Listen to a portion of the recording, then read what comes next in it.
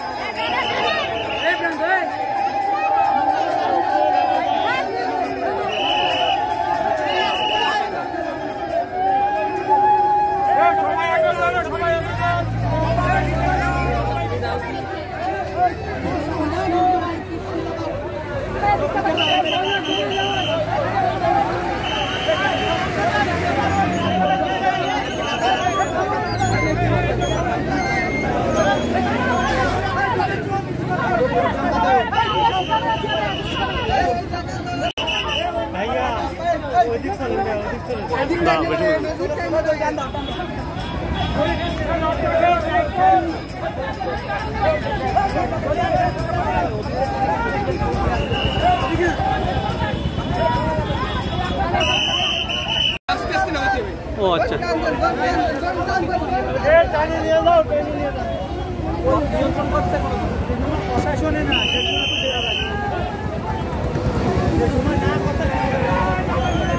না না দয়া দুই করে না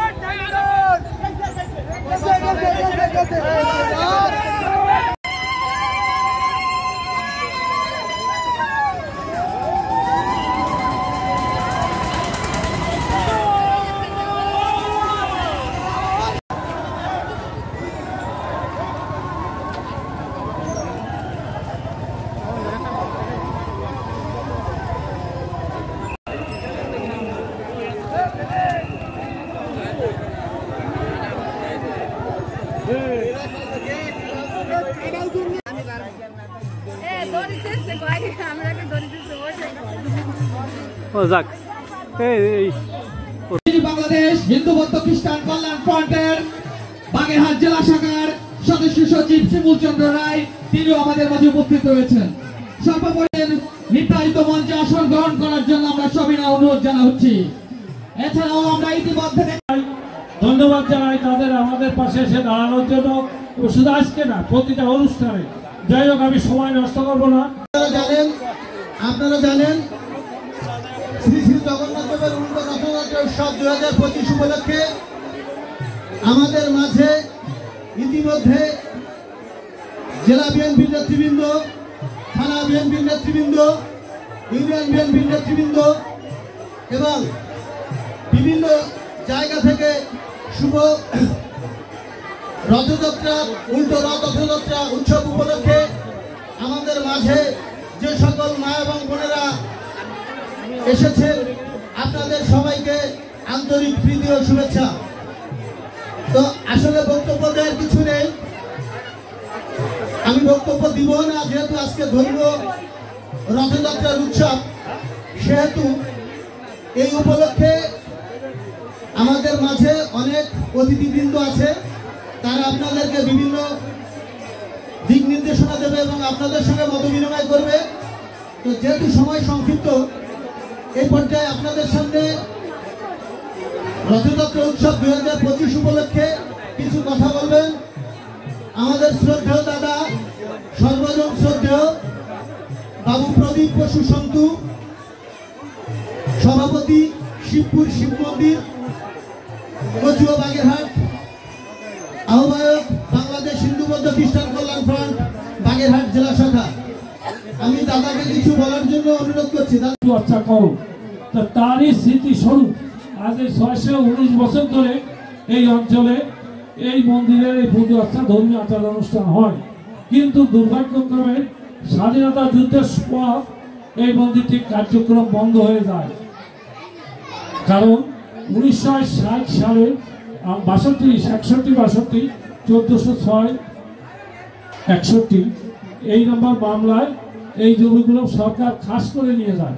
এর ফলে আমাদের তারপরেতে স্বাধীনতার পরেতে যুদ্ধ এগুলো বন্ধ হয়ে যায় এবং সরকার 62 সালে ভূমিহীনদের মাধ্যমে এই জমিটা লিজ দিয়ে দিয়েছিলেন ভূমিহীনদের মাধ্যমে। পরে আবার 1986-87-তে সম্ভবত এই মন্দিরের কার্যক্রম তৎকালীন উপজেলা চেয়ারম্যানের মাধ্যমে শুরু হয়। ইতিমধ্যে 2081 বা 82-তে সরকার, আমি প্রধান অতিথির কাছে দিচ্ছে, সরকার এই লিজ বাতিল করে মন্দিরের জমি ফেরত দিয়ে দেন। কিন্তু সেই 84 থেকে মামলা চলমান থাকার ফলে আজকে প্রায় 43 বছর এই জমি মন্দির বন্ধ করতে পারেনি। সর্বশেষ একটি ডিগ্রি যারা মামলায় ছিলেন তারা পেয়েছে, কিন্তু সেই ডিগ্রিটির কার্যক্রম ঢাকা হাইকোর্টে সম্পূর্ণ স্থগিত। অর্থাৎ এই মন্দিরটি এখন কোনো লোকের দখলে কাগজ কলমে নেই, কিন্তু ব্যক্তিগতভাবে অনেকে দখল করে। যদি হাইকোর্টের রায়ে তারা মানতেন তারা যেতেন না। সদ্য আমাদের অল্প কিছু জমি নিয়ে সমস্যা হয়েছে, যা সামান্য আমরা ওইটাই প্রস্তাব দিয়েছিলাম যে মন্দির কমিটি একটি মামলা করেছে, আপনারা তার বিবাদী দুই পক্ষ বসে সলে করে নেব, অথবা মামলার যে মামলায় রায় হবে আমরা মেনে নেব।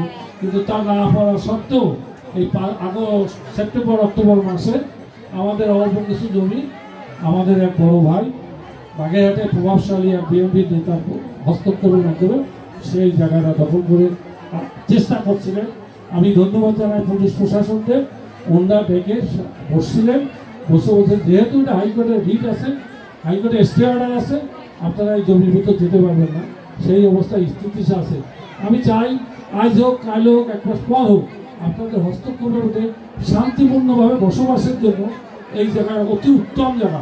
এই জায়গায় আমরা রোজার মাসে আমরা রথ পড়ছিল, আমার এই বেদার সাক্ষী তারা ডাকে আইনে বলছি যে আমরা তো এই টাইমে যাবো, তোমার কোনো অসুবিধা হবে। এবং গোয়ালবাগ মসজিদে, শিববাড়ি মসজিদে, সাইনবোর্ড মসজিদে নিয়ে আমরা সম অধিকারে এবং সমমনা হয়ে আমরা একসাথে বসবাস করছি। আমি নিঃসন্দেহ বলতে পারি যে এই অঞ্চলের সকল সম্প্রদায়ের লোক যারা বসবাস করে তারা অত্যন্ত আন্তরিকভাবে এই মন্দিরটাকে দেখাশোনা করেন এবং আমাদের সাহায্য করেন।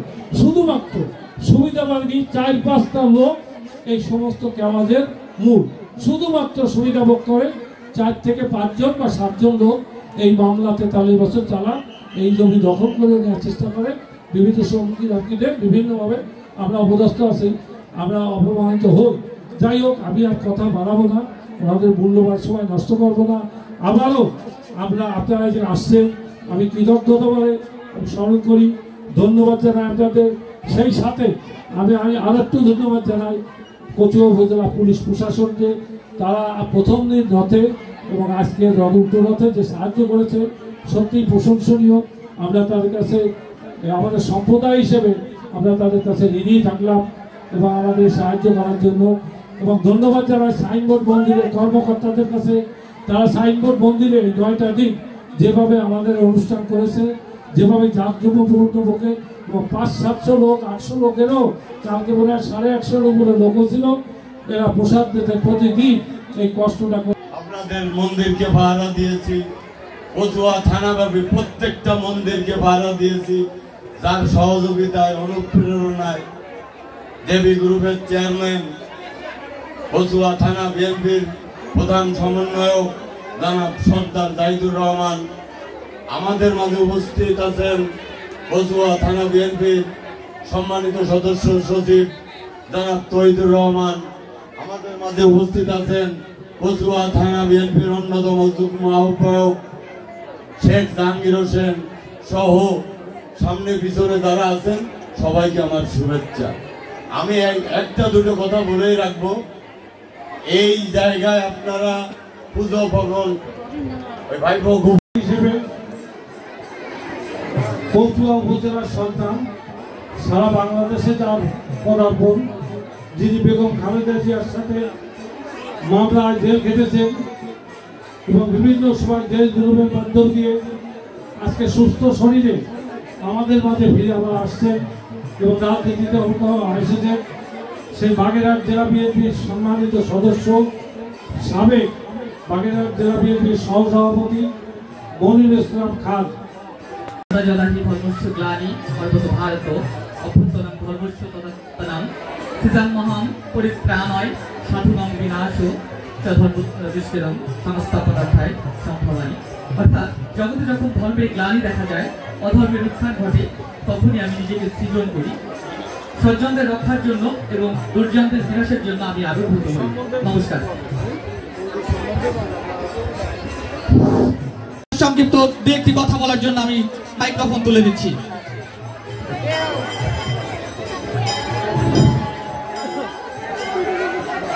আমি খোকন ভাইকেও আসন গ্রহণ করার জন্য আমরা অনুরোধ করছি। এছাড়াও উপজেলা বিএনপির বিভিন্ন অঙ্গ এবং সহযোগী সংগঠনের জানেন দীর্ঘদিন এই কচুয়া উপজেলার উন্নত অবহেলিত ফুলের তোলা দিয়ে বরণ করে নেওয়ার জন্য আমি সরকার সাধারণ সম্পাদক শিববাড়ি মন্দির কমিটি ও সদস্য সচিব বাগেরহাট জেলা জাতীয়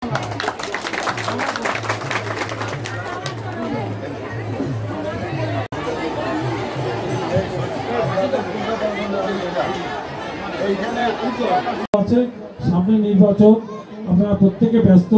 জেলা কমিটি নিয়ে কচুয়া উপজেলা বিএনপির যুগ্ম আহ্বায়ক শেখ জাহাঙ্গীর হোসেন, কচুয়া প্রেস ক্লাবের সভাপতি মোল্লা শহীদ খোকন সহ উপস্থিত ভক্তবৃন্দ এবং নেতৃবৃন্দ, সবাইকে জানাই কচুয়া উপজেলা বিএনপির পক্ষ থেকে রক্তিম শুভেচ্ছা। আমাদের ছোট ভাই উজ্জ্বল দাস প্রেস ক্লাবের সাধারণ সম্পাদক একটি কথা বলেছে, আমি তোমাকে বলতে চাই, তুমি বাগেরহাট জেলা ছাত্র দলের সাবেক যুগ্ম সম্পাদক ছিলা, তুমি ছাত্র দলের টুকর ছাত্র নেতা। তুমি যে কথা বলেছো কথাটা ঠিক হয় নাই। তুমি বলেছো সংখ্যালঘু, হিন্দুরা সংখ্যালঘু। আমাদের নেতা বিএনপির ভারপ্রাপ্ত চেয়ারম্যান 18 কোটি মানুষের হৃদয়ের স্পন্দন অসাম্প্রদায়িক নেতা জনাব তারেক রহমান সাহেব বলেছেন, বাংলাদেশে কোনো সংখ্যালঘু নাই, হিন্দু মুসলিম ভাই ভাই, আমরা সবাই বাংলাদেশের নাগরিক। আজকে সংখ্যালঘু তারাই যারা বিদেশ থেকে দেশে আসে, তারাই সংখ্যালঘু।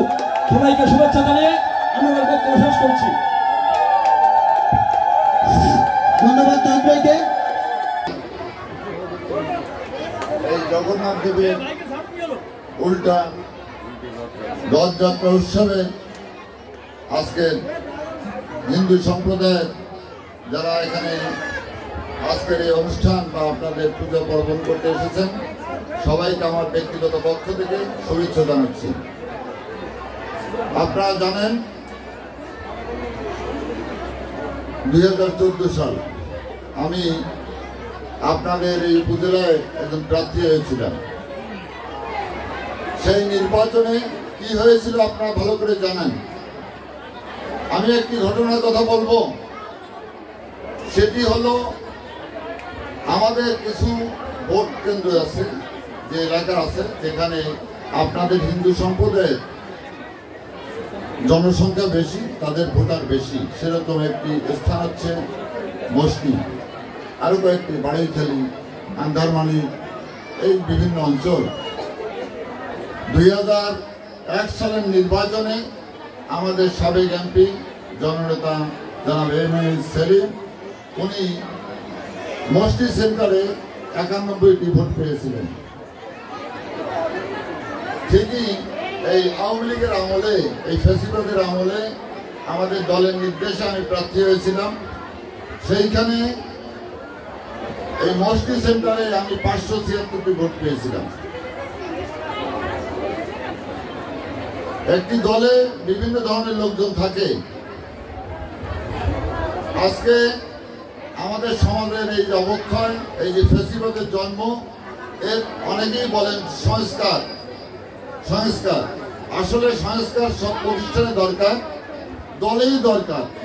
যারা আজকে বিভিন্ন অর্গানাইজেশন আছেন তাদের সংস্কার দরকার, কারণ এই দল বা এই ধরনের প্রতিষ্ঠান যারা নেতৃত্বে আছেন তারা যদি ভালো চরিত্রের হয় আপনার দল ভালো চলে।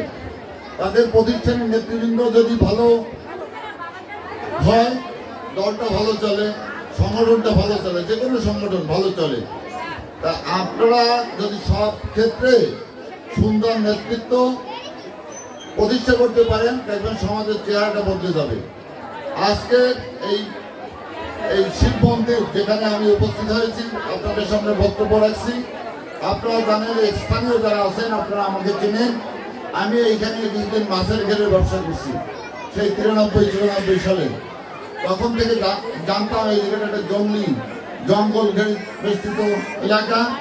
এই এলাকার আমরা জানতাম যে শিব বাড়ির অনেক জায়গা বিভিন্ন প্রভাবশালী লোক জোর দখলপূর্বক দখল করে রেখেছিল। যে কথাটি আমাদের সন্তুদা বলেছেন যে আমাদের কিছু সমস্যা আছে, আরো কিছু জায়গা আমরা প্রভাবশালী ব্যক্তিবর্গ দখল করে আছে। আমি আপনাদের আশ্বস্ত করতে চাই যে আমাদের দল এখন ক্ষমতায় না, ভবিষ্যতে আমাদের দল যদি ক্ষমতায় আসে আপনারা যদি সমর্থন দিয়ে আমাদের দলকে ক্ষমতায় আনেন, আমি আপনাদের কাছে ওয়াদা করছি আমরা ইনশাল্লাহ এই দখল বলতে উচ্ছেদ করে মন্দিরের জায়গা মন্দিরে আমরা যাতে দখলে আসে সে ব্যবস্থা করব।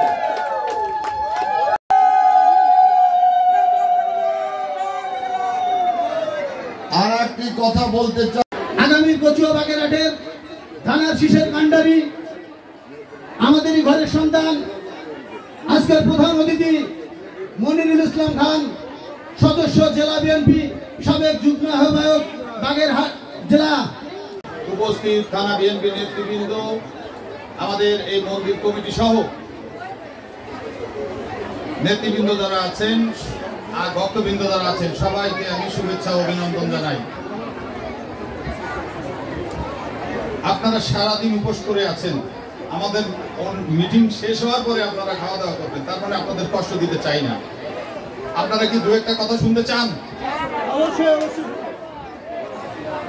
সন্তুদা বলেছে মসজিদ এই মন্দির নিয়ে জায়গা জমি নিয়ে সমস্যা আছে। আমি ঢাকায় ছিলাম, আমাকে একজন ফোন দিয়েছে আপনাদের জায়গায় কলা গাছ লাগানো হচ্ছে, তাৎক্ষণিক এটা বন্ধ করার ব্যবস্থা করেছি। কোন মন্দিরের জায়গা দখল হবে না, এটা আওয়ামী লীগের জামানা নয়। সারা বাংলাদেশে হিন্দুদের উপর নির্যাতন করা হয়েছে। আমি একটু আগে পত্রিকা দেখছিলাম, এই পত্রিকার ভিতরে 22 সালের ঘটনা, 18 সালের ঘটনা, 24 সালের ঘটনা, বিভিন্ন সময় মন্দিরে আক্রমণ হয়েছে। আবার ইউনিয়ন নির্বাচনে সেই আক্রমণের আসামি যারা তারা আবার নৌকার প্রার্থী হয়েছে। তাহলে এই হামলা করলো কারা? বিএনপি। এই হামলা তো বিএনপি করে নাই। যখনই নির্বাচন আসে তখন আপনাদেরকে ব্যবহার করা হয়। এই রানা দাস গুপ্তের মতো লোক, কিছু লোক আছে তারা কিন্তু ভুলে মোটা তাজা হয়েছে। আজকে আপনারা দেখেন, আপনারা এখানেই আছেন, আপনারা কিন্তু নির্যাতিত, ওরা কিন্তু ফেলে পালাই গেছে। আজকে বিপদে ফেলাইছে আপনাদের, আপনারা বিপদে আছেন, ওনারা কিন্তু ভারতে পালাই গেছে। ওনাদের টাকা পয়সার কোনো অভাব নাই। আজকে আপনাদেরকে ব্যবহার করে সংখ্যালঘু বানিয়ে রেখেছে। আজকে সংখ্যালঘু কথা বলে, আপনি বাংলাদেশের মানুষ, আমরা সবাই বাংলাদেশি, আমরা আবার সংখ্যালঘু কেন? এখানে হিন্দু, মুসলিম, বৌদ্ধ, খ্রিস্টান, বিভিন্ন ধর্মের উপজাতি, বিভিন্ন ধর্মের লোক আছে। আজকে আপনাদেরকে ব্যবহার করে কিছু সংখ্যক লোক তারা মোটা তাজা হয়েছে। আজকে দেখেন এই যে এত হিন্দু ভাই বোন যারা আছেন, আপনারা কিন্তু পালন নাই কেউ, আপনারা এখানেই আছেন।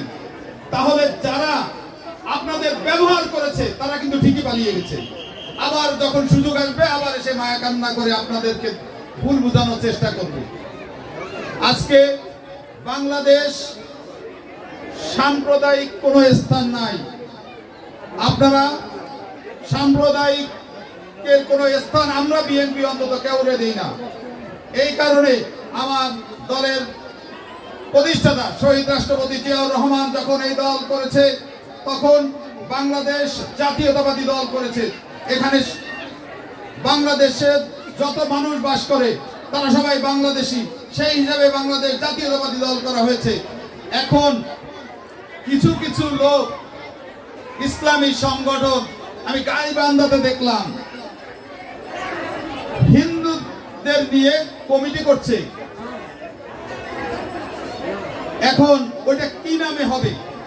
যারা ইসলামী সংগঠন করে, বিভিন্ন সংগঠনের নাম আছে, আচ্ছা ওই সংগঠন যারা করছে তারা তো ইসলামের কথা বলেই করছে। আজকে আপনাদের নাম ব্যবহার করা ভোট আসছে, এখন আরেকটা গ্রুপ চালাইছে, তারা হিন্দু জামাত বানাই দিচ্ছে, হিন্দু আরো কিছু আর মনে হয় বিভিন্ন রকমের নাম দিচ্ছে, অমুসলিম শাখা। এটা একটা ফাজলামি ছাড়া আর কিছুই নয়। আপনাদের সাথে ভোট নিয়ে আরেকটা গ্রুপ মশকরা শুরু করেছে। ভোট আপনারা দিবেন, আপনার ভোট আপনি যাকে খুশি তাকে দিবেন। আপনারা বাংলাদেশের মানুষ, বাংলাদেশের অধিবাসী, আপনারা যেখানে থাকবেন আপনাদের পাশে যে থাকবে তার পক্ষেই আপনারা থাকবেন। আপনারা কার পক্ষে ব্যবহৃত হবেন না। কেউ যদি আপনাদের ব্যবহার করতে চায় আর ব্যবহৃত হবেন না। আজকে শেখ হাসিনার কথা বলে মায়া কান্না করত, কিছু হলেই নাকে কান্না, তার বাপ নাই, ভাই নাই, আত্মীয় স্বজন নাই, সবকিছু মেরে ফেলেছে। এই বক্তব্য দিত, আমরা অনেকে বুঝতাম যে হারে তার আত্মীয় স্বজন সব মারছে। কত অপরাধ করার পরে এরকম নির্মম নির্যাতন হয় একটা পরিবারের উপর। একটা চিন্তা করে দেখেন একবার। আজকে জীবন ভয়ে লক্ষ লক্ষ নেতা কর্মী তাদের আছে যারা 17টা বছর লুটপাট করেছে, জনগণের সম্পদ লুটপাট করে নিয়েছে। আজকে আপনাদের মন্দিরের দিকে তাকিয়ে দেখেন, 17 বছর ছিল, আপনাদের ব্যবহার করেছে, মন্দিরে কোনো উন্নয়ন হয় নাই কেন? এই এত বছর এই মন্দিরের মামলা কেন চলবে? এটা তো তখনই শেষ করে দেওয়া উচিত ছিল, কিন্তু না, ওরা এটা শেষ করবে না, শুধু ব্যবসার জন্য রেখে দিয়েছে। শুধুমাত্র ভোটের সময় আসলে আপনাদের পক্ষে বলবে, ভোট শেষ আবার মনে করেন আর চিনে না। এই ধরনের লোকদেরকে আর স্থান দিয়ে না। আজকে জাহিদ সরদার বলেছে মসজিদে একটা জাতীয় নির্বাচনে আমরা 91 ভোট পেয়েছি, আর জাহিদ সরদারকে প্রায় 600 ভোট দিয়েছেন। আপনারাই তো দিয়েছেন, মুসলমান হাতে গোনা কয়েকজন, তা ভোট কে দিল? আমরা বিশ্বাস করি আপনারা নিশ্চয়তা পেলে নিশ্চয়ই আমাদের পক্ষে থাকবেন, আমার দলের পক্ষে থাকেন। আমরা এই দল দেশ থেকে পালিয়ে যাব না, এই দেশেই জন্ম, এই দেশেই থাকবো। শেখ হাসিনার মতো বক্তব্য দিয়ে ভেঙে যাবো না আমরা। আজকে খালেদা জিয়াকে হত্যার জন্য ষড়যন্ত্র করা হয়েছিল, জেলখানায় রয়েছে, আমি তার সাথে আসামি ছিলাম, আমি 7 বছর জেলে ছিলাম। আমরা কিন্তু পালিয়ে যাই নাই। খালেদা জিয়া সহ আমরা যারা আসামি রয়েছি, দলের নেতা কর্মী একটা লোক কিন্তু পালায় নাই। আমরা এই দেশের জন্ম, এই দেশে মরবো, এই দেশে আছি, আপনাদের পাশেই থাকবো। আজকে শেখ হাসিনা পালিয়ে গেছে, তার দেখেন আত্মীয় স্বজন একটা লোক কিন্তু ধরা পড়ে নাই।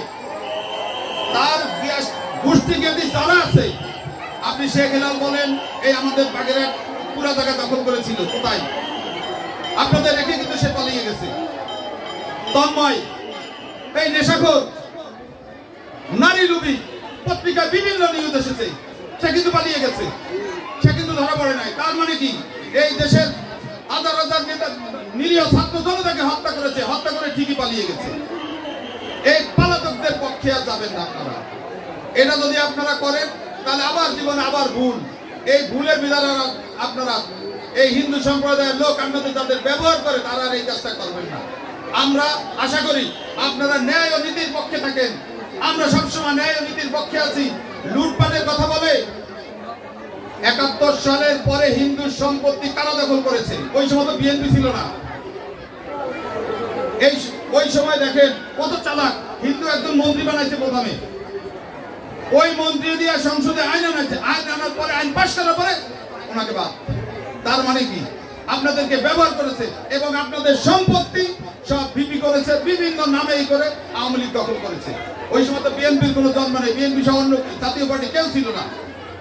হ্যাঁ, আজকে দল, সব দলের ভিতরে অপরাধী আছে, ভালো মানুষ আছে, কম ভালো মানুষ আছে, সব রকমের লোক আছে। দলে ভোট দিবে, দলের কাজ করে কেউ সুবিধা নেওয়ার চেষ্টা করবে, এটা যেমন সত্যি। সংখ্যায় কোন লোক বেশি আছে সেটাও দেখতে হবে।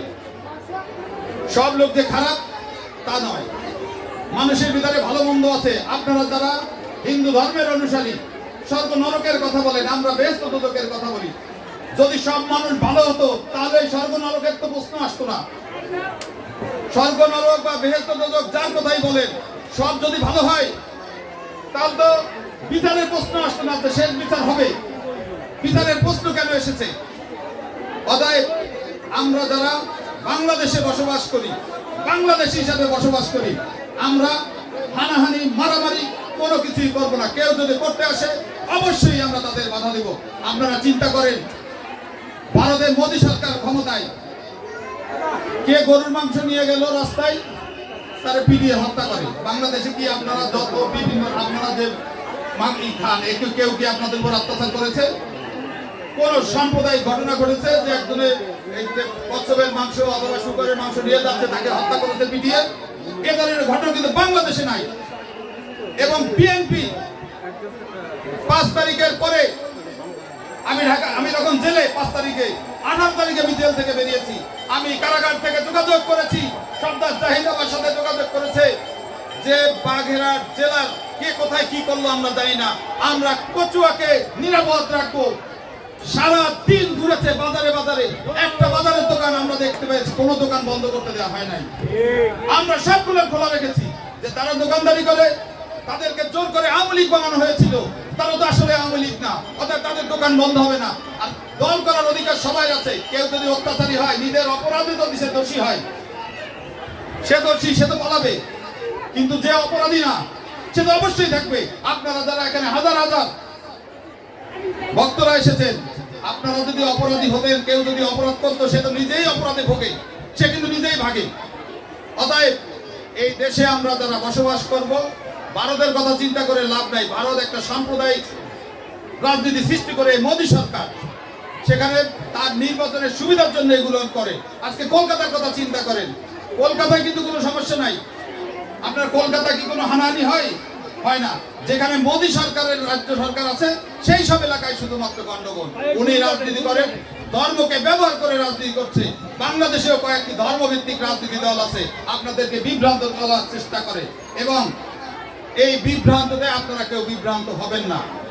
আমি বক্তব্য দীর্ঘায়িত করব না, আমার বক্তব্য আমি এখানে শেষ করছি। আমি আমার দলের পক্ষ থেকে, বিএনপি চেয়ারপারসন দেশনেত্রী বেগম খালেদা জিয়ার পক্ষ থেকে, বিএনপির ভারপ্রাপ্ত চেয়ারম্যান তারেক রহমানের পক্ষ থেকে আপনাদেরকে সবাইকে শুভেচ্ছা ও অভিনন্দন জানিয়ে আমার বক্তব্য শেষ করছি। ভালো থাকুন।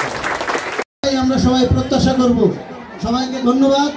পাশাপাশি আপনারা যারা আজকে অতিথি হিসেবে আমাদের কাছে আসছেন, আপনাদেরকে ওইভাবে যত্ন করতে পারিনি আমরা। আসলে এখন তো আপনার হচ্ছে আমাদের রথযাত্রার উৎসব, আমরা সামান্যতম ফল, কারণ এর পরবর্তীতে আমাদের আজকের সবার সমাপ্তি।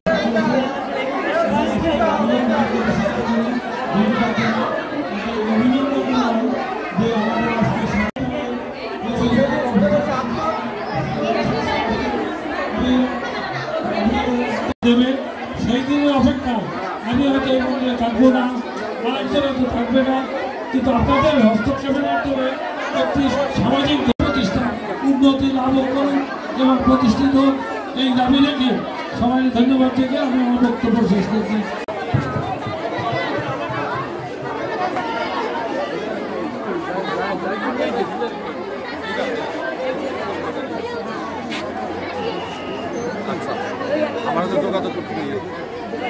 বছরের পুরনো এই মন্দিরে আজকে উল্টো রথযাত্রা ছিল। আমরা সবাই এসেছি, খুব আনন্দ করেছি, খুব ভালো একটা অনুষ্ঠান করেছি, সবাই খুব আনন্দিত এখানে এসে। এবং এখানে অনেক ঐতিহ্য, অনেক কথা আছে বা কল্পকাহিনী আছে, যেগুলো জানলে বা শুনলে আপনারা খুব আনন্দিত হবেন।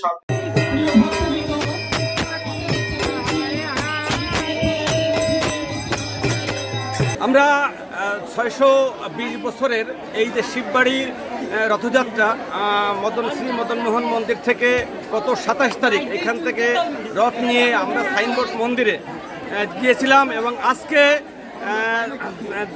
জুলাই মাসের 5 তারিখ আমরা উল্টো রথ যেটা সেটা নিয়ে সাইনবোর্ড মন্দির থেকে আমরা এখানে আসছি। এখানে সাইনবোর্ডের থেকে হাজার হাজার দর্শনার্থী বা ভক্তবৃন্দ এখানে এসেছেন, এবং এখানে এসে আমাদের রথ টেনে নিয়ে এসে এখানে অবস্থান করে, এবং হিন্দু ধর্মের সমস্ত সম্প্রদায়ের লোক সহ সারা পৃথিবীর সকলের মঙ্গল কামনায় এখানে আমরা এখানে এসেছি। এবং একই সাথে এই অনুষ্ঠানটা যাতে প্রতি বছরে হয়, ঘুরে ঘুরে প্রতি বছরে আমরা এই অনুষ্ঠানটা ঠিক এইভাবে করতে পারি, সেজন্য আমরা সকলের দৃষ্টি আকর্ষণ করছি।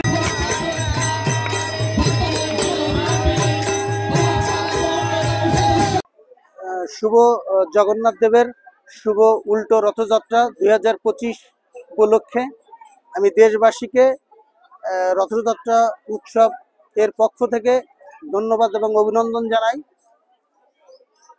আমাদের এই শিবপুর শিববাড়ি শিব মন্দিরে শ্রী রাধা মদনমোহন মন্দিরের যে রথযাত্রা উৎসবটি, এটি দীর্ঘ সময় ধরে আমাদের এখানে হয়ে আসছে। দেশের প্রেক্ষাপট এবং রাজনৈতিক বিবর্তনের কারণে মাঝে মধ্যে হয়তোবা একটু আমরা সমস্যার মধ্যে ছিলাম, কিন্তু আবার যখন দেশ তার নিজস্ব গতিতে যখন চলা শুরু হয় তখন আমাদের এই সমস্যা থাকে না। তো আমরা দেশবাসীর উদ্দেশ্যে বলবো, ধামরাইয়ের বাংলাদেশের সর্বপ্রথম এবং সর্বোচ্চ বৃহৎ রথ হয় ঢাকার ধামরাই, তারপরে দ্বিতীয় অবস্থানে আমাদের এই শিবপুর শিববাড়ি শিব মন্দিরের রাধা মদনমোহন মন্দিরের যে রথযাত্রার অনুষ্ঠান, এবং এই রথযাত্রার অনুষ্ঠানে বিভিন্ন দেশ বিদেশ বিভিন্ন জায়গা থেকে ভক্তবৃন্দ এবং শুভনেত্রীরা এখানে আসে, এবং এইখানকার হিন্দু মুসলিম বৌদ্ধ খ্রিস্টান যে সম্প্রদায়ের মানুষ যারা বসবাস করে তাদের সবার মধ্যেই সাম্প্রদায়িক একটা সম্প্রীতির বন্ধন ছিল, আছে, থাকবে। এবং আমরা আশা করি এই বন্ধন নিয়েই যেন আমরা সবাই এই জনপদে আমরা বসবাস করতে পারি। এবং আমি এই মন্দিরের সাধারণ সম্পাদক হিসেবে আমি বলবো, আগামীতেও যেন আমি দেশবাসীর কাছে আমি এই প্রার্থনা করব, আপনারা আমাদেরকে সহযোগিতা করবেন। আমরা যেন আপনাদের সহযোগিতা এবং উৎসাহ উদ্দীপনা নিয়ে আমরা আগামীতেও যেন এই রথযাত্রা উৎসব হিন্দু মুসলিম বৌদ্ধ খ্রিস্টান আমরা সবাই সকল সম্প্রদায়ের মানুষকে নিয়ে আমরা উদযাপন করতে পারি।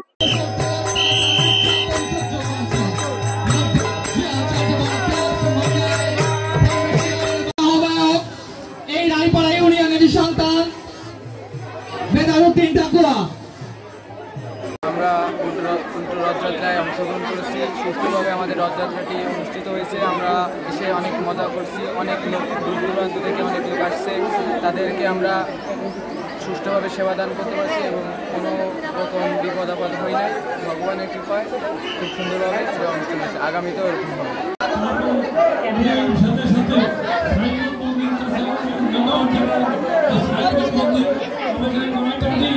যথেষ্ট